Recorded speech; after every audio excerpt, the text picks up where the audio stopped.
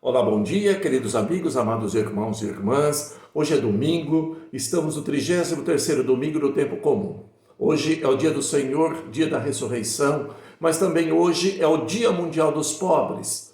Não se esqueça de trazer qualquer oferta em alimento aqui na igreja para que eles possam ser doados às famílias carentes, pois Deus abençoa a quem estende a sua mão ao pobre. Os convido neste momento para ouvir o Santo Evangelho, escrito por São Lucas, capítulo 25, versículos de 14 a 30. Ouçamos. Naquele tempo, Jesus contou esta parábola aos seus discípulos. Um homem ia viajar para o estrangeiro. Chamou seus empregados e lhes entregou seus bens. A um deu 5 talentos, a outro deu 2, e ao terceiro 1. A cada um de acordo com a sua capacidade. Em seguida ele viajou. O empregado que havia recebido 5 talentos saiu logo, trabalhou com eles e lucrou outros 5. Do mesmo modo, o que havia recebido 2 lucrou outros 2.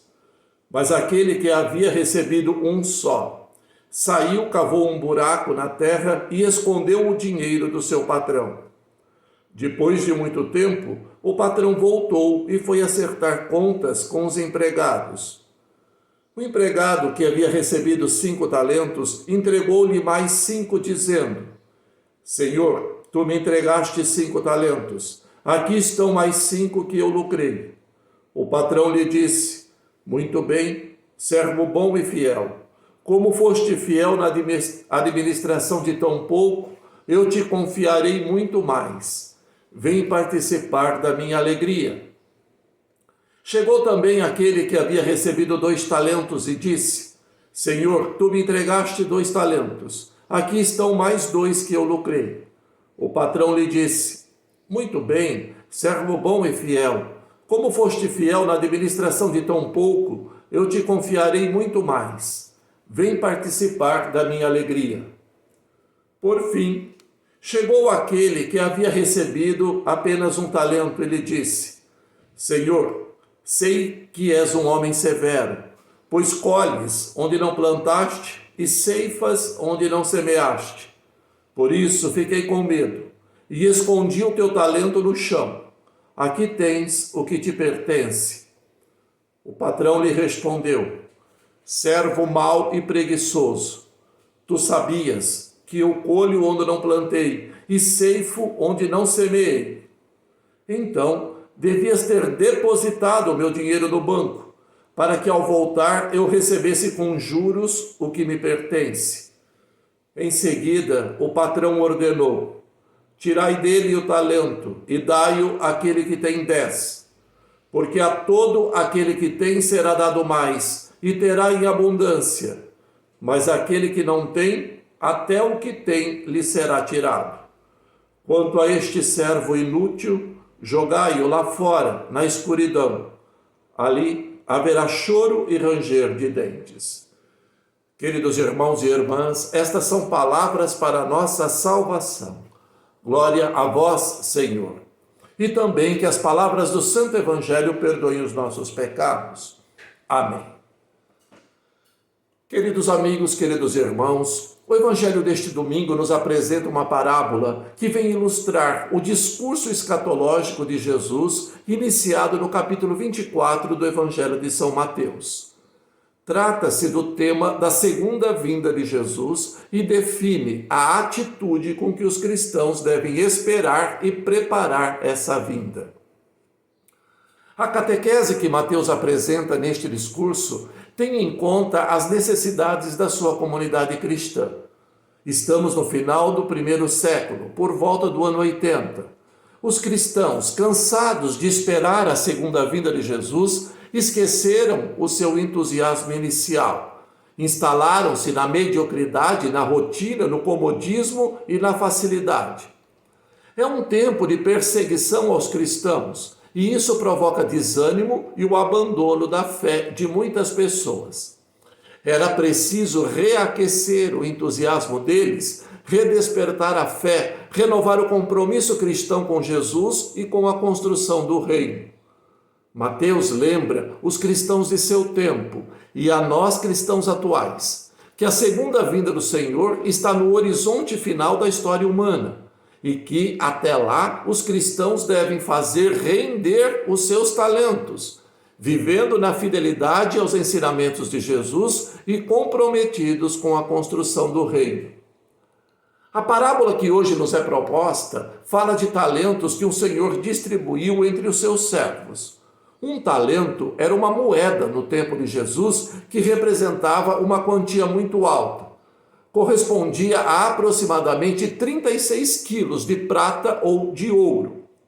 A parábola dos talentos conta que um senhor partiu em viagem e deixou a sua fortuna na mão dos seus servos. A um deixou 5 talentos, a outro 2 e a outro 1. Quando voltou, chamou os servos e lhe pediu contas da sua gestão. Os 2 primeiros tinham duplicado a soma recebida, mas o terceiro tinha escondido cuidadosamente o talento que lhe fora confiado, pois conhecia as exigências do Senhor e teve medo de arriscar. Os 2 primeiros servos foram elogiados pelo Senhor, ao passo que o terceiro foi severamente criticado e condenado. Mateus situou esta parábola no contexto da segunda vinda do Senhor Jesus no final dos tempos. A vinda do Senhor é uma certeza, e quando ele voltar, julgará as pessoas conforme o comportamento que tiveram assumido enquanto ele não voltar. Nesta parábola, o Senhor é o próprio Jesus, que antes de deixar este mundo, deixou funções e serviços a serem executados pelos seus servos, no caso, seus discípulos, que são os cristãos de todos os tempos. Para executar estes serviços, Deus distribuiu dons a todos e todas as pessoas. Esses dons são os bens que Deus, através de Jesus, ofereceu a todos os homens, que é a palavra de Deus, os valores do Evangelho, o amor que se faz serviço aos irmãos e que se dá até a morte, a partilha e o serviço, a misericórdia e a fraternidade, os carismas e ministérios que ajudam a construir a comunidade do reino. Os discípulos de Jesus são os depositários desses bens. A questão é: como devem ser utilizados esses bens? Eles devem dar frutos ou devem ser conservados cuidadosamente enterrados? Os discípulos de Jesus podem, por medo, por comodismo, por desinteresse, deixar que esses bens fiquem sem dar frutos? Na perspectiva da nossa parábola, os bens que Jesus deixou aos seus discípulos têm de dar frutos. A parábola apresenta como modelos os 2 servos que mexeram com os bens, que demonstraram interesse, que se preocuparam em não deixar parados os dons do Senhor, que fizeram investimentos, que não se acomodaram nem se deixaram paralisar pela preguiça, pela rotina ou pelo medo.